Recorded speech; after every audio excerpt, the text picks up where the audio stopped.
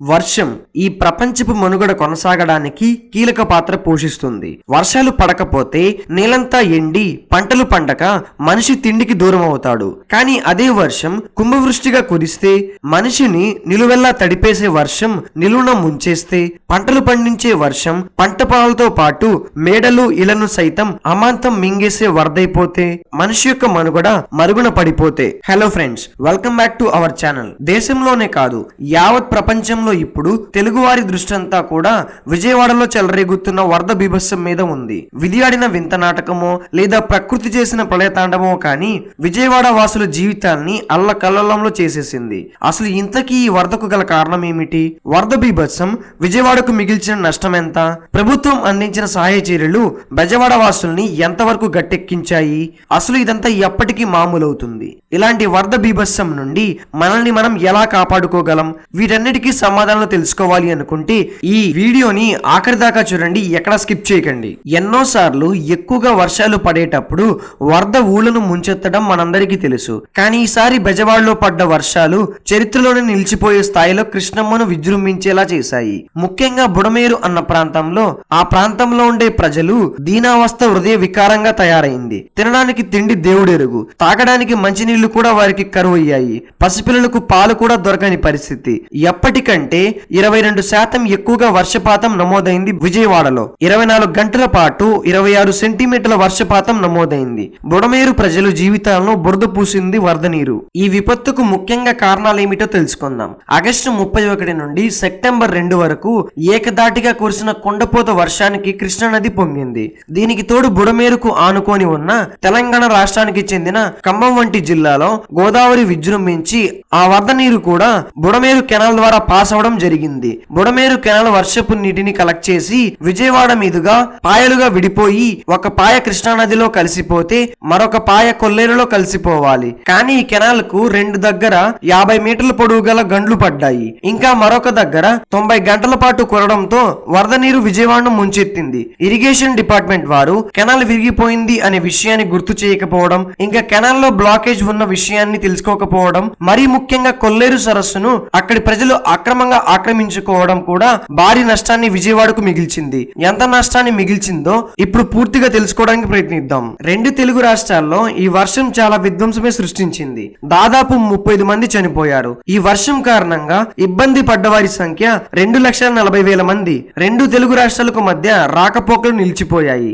అసలు ఎఫెక్ట్ అయిన రీజియన్ లో రైల్వే రాకపోకలు కూడా పూర్తిగా ఆగిపోయాయి. సదరన్ సెంట్రల్ రైల్వే 339 ట్రైన్లను క్యాన్సిల్ చేసింది. 181 ట్రైన్లను పక్కకు మళ్లించింది. తినడానికి తిండి లేక ఎంతో మంది తమ ప్రాణాలు విడిచేశారు. తమ శరీరం సగభాగానికి పైగా నీటిలో తడిచిపోతున్నా సరే త్రాగడానికి గుక్కెడు నీరు దొరకక ఎంతో మంది అవస్థలు పడ్డారు. ఇండియన్ నేవీ సిబ్బంది రంగంలోకి దిగి తమకు వీలైనంత సహాయాన్ని వారికి అందించినా సరే ఇంకా ఎంతో మంది ఆకలి కేకలు, ఆర్తనాదాలు ఆ ప్రాంతాన్ని అమ్ములుకున్నాయి. ప్రజలు తమ సర్వస్వాన్ని కోల్పోయారు. జీవితాంతం కూడా పెట్టుకున్న ధనం దగ్గర నుండి జీవిత అనంతరం వారసులకు చెందాల్సిన ఆస్తి పత్రాలతో సహా అంతా వరద నీటి పాలైపోయాయి. మాటల్లో చెప్పలేని, అక్షరాల్లో తెలపలేని ఎమోషనల్ డ్యామేజ్ చేసేసింది ఈ ఉద్దాంతం. ఎన్నో ప్రాణాలు పట్టును పెట్టుకున్న ఈ వరదను విజయవాడ ప్రజలు ఎప్పటికీ మర్చిపోలేరు. వరద బురద నుండి ప్రజలను కాపాడడానికి గవర్నమెంట్ రంగంలోకి దిగింది. సీఎం చంద్రబాబు నాయుడు గారు బోట్లపై వరద నీటిలో ప్రయాణిస్తూ బాధితులను పలకరిస్తూ తమ వంతు చేయాల్సిన సహాయాన్ని అందించడానికి కృషి చేస్తున్నారు.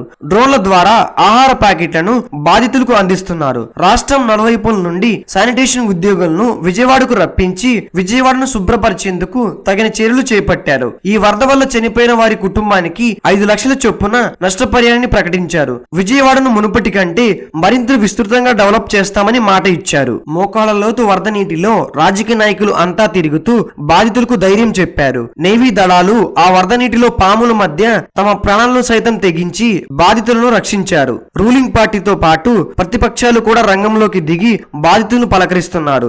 జాతీయ విపత్తు భద్రతా దళం ఎన్డీఆర్ఎఫ్ బృందం కూడా రంగంలోకి దిగింది. వరదల్లో కూరుకుపోయిన వారిని రక్షించి రక్షణ శిబిరాలకు తరలించే బాధ్యతలు చేపట్టింది. ఎంతో మంది సినీ నటులు, అగ్ర నాయకులు, కార్పొరేట్ దిగ్గజాలతో పాటు కొన్ని జిల్లాల్లో మహిళా సంఘాలు కూడా మేము సైతం అంటూ వారి యొక్క డొనేషన్స్ ని అందజేసి విజయవాడను కాపాడేందుకు మేము సైతం అంటూ పిలుపునిచ్చారు. ఇంత చేసినప్పటికీ మారుమూల ఇంకా చాలా మంది బాధితులు నీటిలోనే ఉండిపోయారు. ఇంకా వారికి ఆహారం, మంచినీరు సరిగ్గా దొరకక ఇబ్బంది ఇబ్బందులు పడుతున్నారు. ఎలాగైతేనే ఎట్టకేలకు ప్రభుత్వం బుడమేరు కెనాల్ కు పడ్డ గండ్లను పూడ్చివేసింది. వల్లభనేని కన్స్ట్రక్షన్స్ వారి సహాయంతో ఈ పని పూర్తి చేసినట్టు ప్రభుత్వం వెల్లడించారు. 2 గండ్లు కేవలం 50 మీటర్లు పొడవు మాత్రమే ఉండగా వాటిని అధిక శ్రమ తీసుకోకుండానే పూడ్చివేసినట్లు చెప్పారు. కానీ 90 మీటర్లు పొడవైన 3వ డ్యామేజ్ ను సరిచేసేందుకు ప్రభుత్వం వర్షంలో చాలా శ్రమ తీసుకున్నట్లు తెలిపారు. మొత్తానికి 3 గంటలను పూడ్చివేశారని మంత్రి రామానాయుడు వెల్లడించారు. నున్నా, కడ్రంగి, సింగ్ నగర్, శ్రీ రాజరాజేశ్వరి కాలనీ మరియు పాయకాపురం వంటి కొన్ని ప్రదేశాల్లో ఇంకా వరద నీరు అక్కడక్కడ కనిపిస్తున్నా ప్రస్తుతమైతే పరిస్థితి కొంతవరకు మెరుగుపడిందని చెప్పాలి. కానీ మళ్లీ పడుతున్న వర్షాలు ప్రజల్లో భయాన్ని సృష్టిస్తుంది, ప్రజల్లో భయాన్ని రేపుతుంది. కొన్ని చోట్ల 8 అడుగులు, మరికొన్ని చోట్ల 21 అడుగులు ఎత్తు వరకు వరద నీరు చేరడంతో అనేక ఇబ్బందులు ఎదుర్కొంటున్న ప్రజలు మళ్లీ వర్షాన్ని చూసి తీవ్ర భయానికి గురవుతున్నారు. ఇప్పటికీ మోకాళ్ళ లోతు వరకు ఉన్న వరద నీటిలో ప్రజలు అష్టకష్టాలు పడుతున్నారు. అలాగే వర్షం నీటిని కలెక్ట్ చేసేందుకు తగిన చర్యలు శానిటైజేషన్ వారు తీసుకోవాలి. నీటిని పీల్చుకోవడానికి పార్కులు ఇంకా రెయిన్ గార్డెన్స్ వంటి పచ్చని ప్రదేశాలు నిర్మించడం వలన కొంతవరకు వాటర్ ఫ్లోని అరికట్టగలం. అప్పటికి కూడా దురదృష్టవశాత్తు వర్షాలు కనుక ఎక్కువగా పడి వరద వచ్చే సూచనలు కనిపిస్తే వెదర్ ఫోర్కాస్ట్ డిపార్ట్మెంట్ వారు దాని ముందే పసిగట్టి ప్రజలను దీనిపై సరైన అవగాహన కల్పించాలి. డేంజర్ జోన్ లో ఉండే ప్రాంతాల వారిని రక్షణ శిబిరాలకు తరలించాలి. మనమందరం ఒక విషయాన్ని దృష్టిలో పెట్టుకోవాలి. ఇలాంటి వరదల నుండి దూరంగా ఉండాలి అంటే మార్పు ప్రతి ఒక్క మనిషిలో పుట్టాలి. అనవసరంగా మనం ప్రకృతిని పొల్యూట్ చేయడం వలన కూడా ప్రకృతి మనకి ఇలాంటి రిటర్న్ గిఫ్ట్స్ ని ఇస్తూ ఉంటుంది. మనం ప్రకృతిని రక్షిస్తే ప్రకృతి మనల్ని జాగ్రత్తగా కాపాడుతుంది. విజయవాడలో విధి ఆడిన వింత నాటకానికి కొన్ని ప్రాణాలు బలైపోతే